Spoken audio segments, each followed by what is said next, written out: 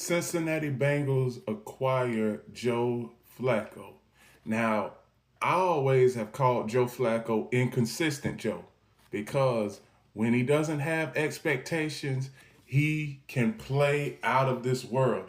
When you start putting expectations of him going to the playoffs and winning in the playoffs, he is not going to be able to win in the playoffs. Now, he did that earlier in his career by luck, I think, because that year that he won the Super Bowl with the Ravens, that was just off of luck.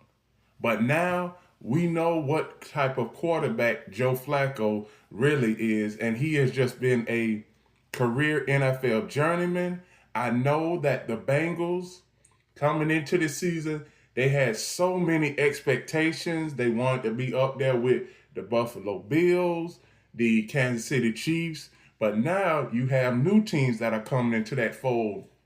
And I said this before, well, after Joe Burrow got injured. I said Jake Browning, he is not going to be able to finish out the entire season. And we already see where the Bengals have been on a losing streak and they are trying to salvage the season. But with Joe Flacco, you're not going to get much out of him.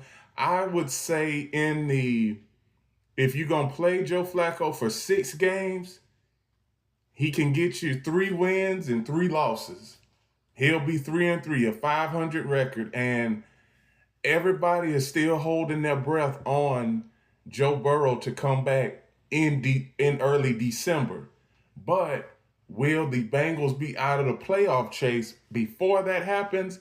I'm willing to say yes and just get Joe Burrow ready for 2026.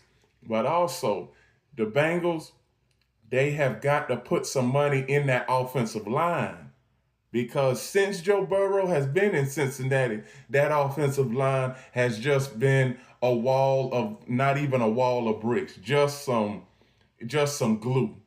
Can easily go right through it. That wall is like a hot knife through butter, that offensive line. You can easily go right through it. There's little to no resistance. And that is why it seems like that almost either it's every 2 years or every year, Joe Burrow is fighting some kind of injury. So the Cincinnati Bengals, they need to do better when it comes to drafting their offensive line. The defensive line, you got problems there too. But in order to be competitive in this league, you need a good offensive line, Bengals.